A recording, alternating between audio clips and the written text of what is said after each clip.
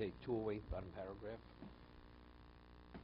208, Chovos HaLevavos, bottom paragraph. Tovos Adam. He says the favors that are bestowed upon man. Ki kol asher tistakel b'somoni hachochma bruim. If one gazes, or he says contemplates, the marks of wisdom, babruim, in things that were created, timtsoim, you will find that wisdom. Imashim mi'idim bo labori min al-Qul min achdus, which attest to his godliness and to his unity. Edim lotim liosbo odom ofni to else the kavonas takona. And in addition, we're able to draw from that things that are beneficial to us. It's interesting. He says that if you look at creation, you see indications of wisdom, and they attest to the Creator's godliness and his unity. I mentioned the Orach Chaim HaKadosh says you had, I don't know if I mentioned you had multiple artisans in the Mishkan. So if you have people who are expert craftsmen, goldsmiths, each goldsmith, his genius manifests itself in his creation. So if you have people who are endowed with tremendous ability, each golden vessel or different workmanship in Mishkan should have manifested itself differently. Correct? Because the genius and the creativity of each person, the end product reflects the person's capability. But yet there was a uniformity in the Mishkan that it was identical. It looked like one craftsman had actually, the carpentry was done by one carpenter. The goldsmith was the same workmanship. Everything was identical. It was miraculous. Miraculous. That itself was a miracle. You following? Doesn't make you happen. It doesn't make a difference. Doesn't make a difference. But still, you're still a human being. The way you develop and you shape something, you form it. I'm not saying the form was different. Two people follow it. It's not, you have a machine and you just stamp it out. It's not stamping things out over here. This is a person's development with the way he forms it. How do you remove yourself from you are who you are, yet somehow it manifests itself as if it was one craftsman. In every aspect of Mishkan, it was one. If you look at creation, the stamp of godliness is in every aspect. It's a level of genius and ingenuity and whatever it is, it continuously, there's that consistency in everything in creation.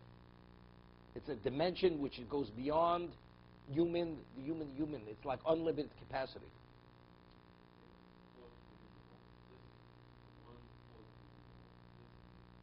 What does that mean? No, that's something that has nothing to do with it. That has nothing to do with it. I'm not bringing out that point. Just bringing out that itself. So that the Mishnah says that normally, if you want to, you cast a die and you want to stamp, let's say, coins. Every coin is identical, right? Because it's all stamped. The imprint is the same die. Yet, the human being, HaKadosh Baruch Hu made that every face has its uniqueness. And the Mishnah asks why. If you have two parents and they have children, every child, why doesn't the child look identical? And all human beings should look. The Mishnah Sanhedrin asked the question. So what does the Mishnah answer? It answers. What?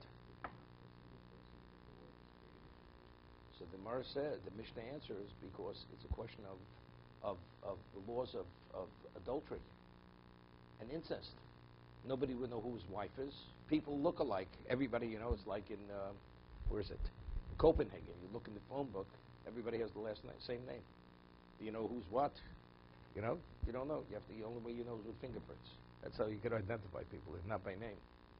So I'm just saying, if everybody would look identically the same, one person would take someone else's wife, believing it's his own wife. So as a result of that, you know who Reuven is, and who Shimon is, and who Rachel is, and who Leah is. Everybody has his unique identification that you identify that person. That's what the Mishnah says. the Mishnah says about individual. That's why they create him as an individual without a mate initially. You're mixing it up. His expertise is in either Mattos or Megillah. Okay.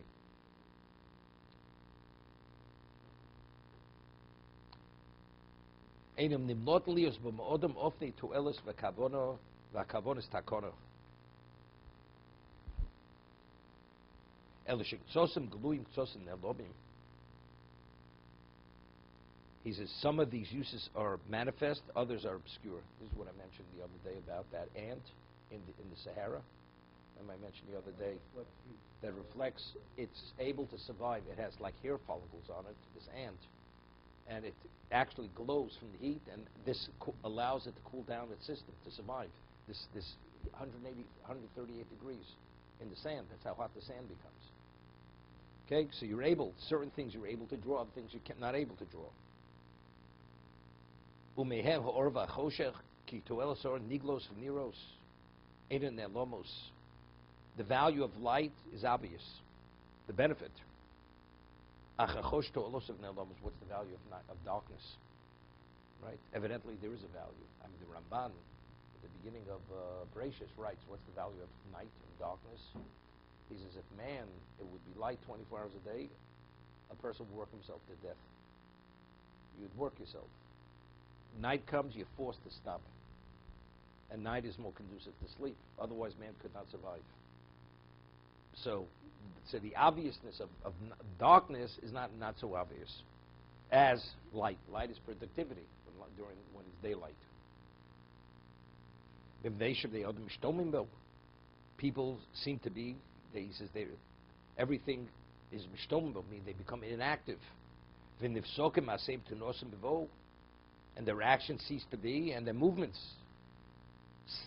stop when night comes. You know, it's like, what a waste of time.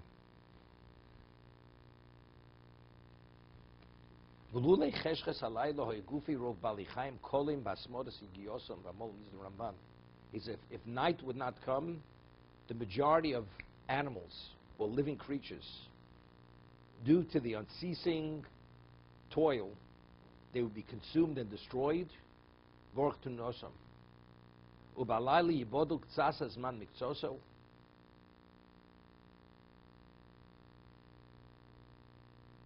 Ubo yivodu azman v'sheni yuduim.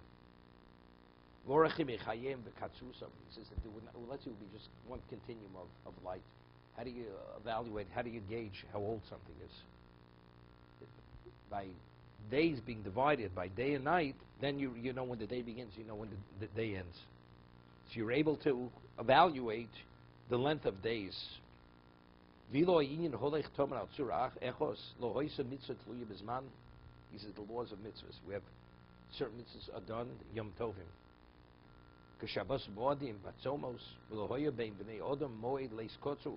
There's no specific time. All what we're able, what we know, time-related issues. I'm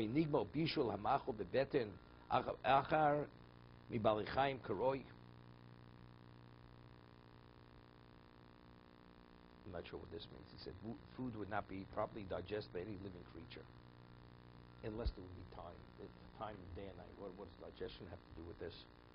You know, I mean, digestive process, let's say so many hours.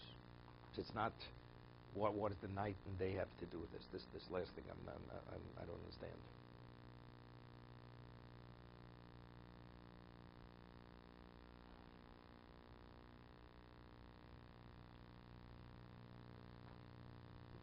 You know, they do studies about, you know, a person has a biological clock. Not only women, you know, the halachas regarding menstruation, the biological clock of a woman is affected by sunrise and sunset. That's why, you know, even though in halacha dawn is day, but regarding the laws of nida, it's really it's netzachama. It's netzachama. It's not dawn. It's when the sun rises. The sun rises affects the menstrual cycle of a woman. It's not the dawn. Because there's a question when you speak about the woman menstruates at night, the nighttime period is off limits.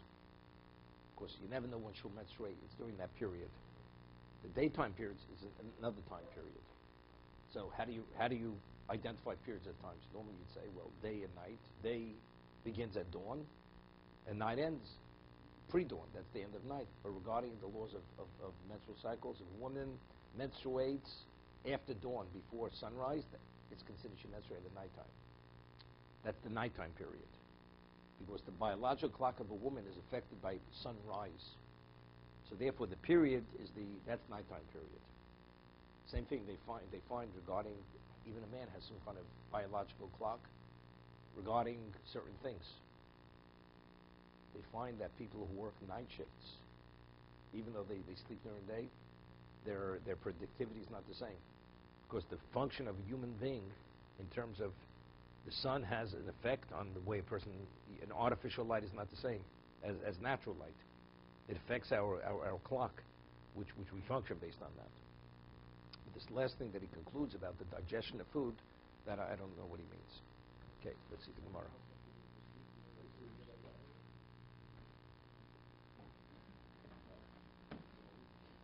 Yeah, definitely.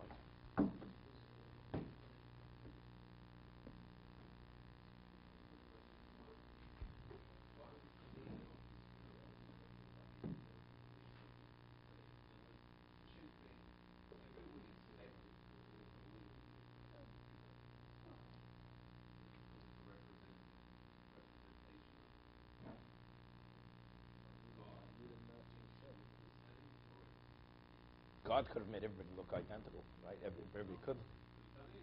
So why didn't he? Right, exactly. There are other lessons to be learned, it says.